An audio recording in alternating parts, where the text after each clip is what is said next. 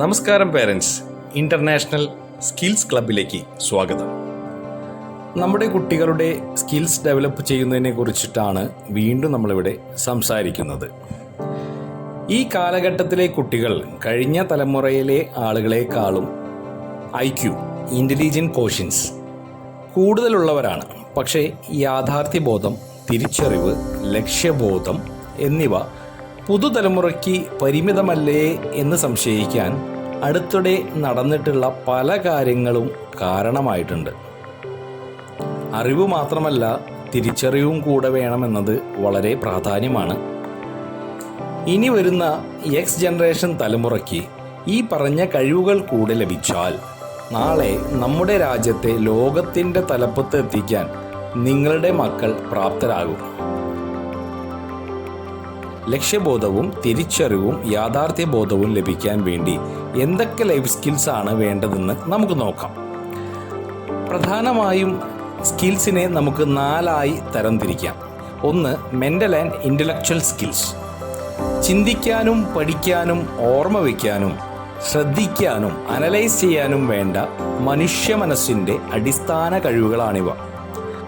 നാം പ്രധാനമായും 3ാമത്തെ സ്കിൽസിനെ കുറിച്ചാകും വരും വീഡിയോകളിൽ പറയുക. ആ സ്കിൽസ് ഡെവലപ്പ് ചെയ്യുന്നതോടെ മറ്റ് 3 സ്കിൽ സെറ്റ്സും നേടാനുള്ള സൂത്രപ്പണികൾ നിങ്ങൾക്ക് ലഭിക്കും. 2. Attitude and social interactions. ഇവയെ നമുക്ക് സോഫ്റ്റ് സ്കിൽസ് എന്ന് വിളിക്കാം. നമ്മുടെ ചുറ്റുപാടുകളിൽ നിന്നും സുഹൃത്ത് വലയങ്ങളിൽ നിന്നും ഈ കഴിവുകൾ നമ്മളിലേക്ക് വന്നു ചേരാറുണ്ട്. സാഹചര്യങ്ങളോട് പ്രതികരിക്കുക, മറ്റുള്ളവരോട് പെരുമാറുക എന്നിവ ഈ സ്കില്ലുകളുടെ ശേഷിയിൽ വരുന്നതാണ്. 3. Technical and hard skills. മുൻപ് സൂചിപ്പിച്ച പോലെ എല്ലാ കുട്ടികളിലും ഏതെങ്കിലും ഒന്നോ അതിലധികമോ ഇൻഡസ്ട്രി റിലേറ്റഡ് ആയിട്ടുള്ള ഒരു കഴിവെങ്കിലും ഒളിഞ്ഞു കിടക്കുന്നുണ്ടായിരിക്കും.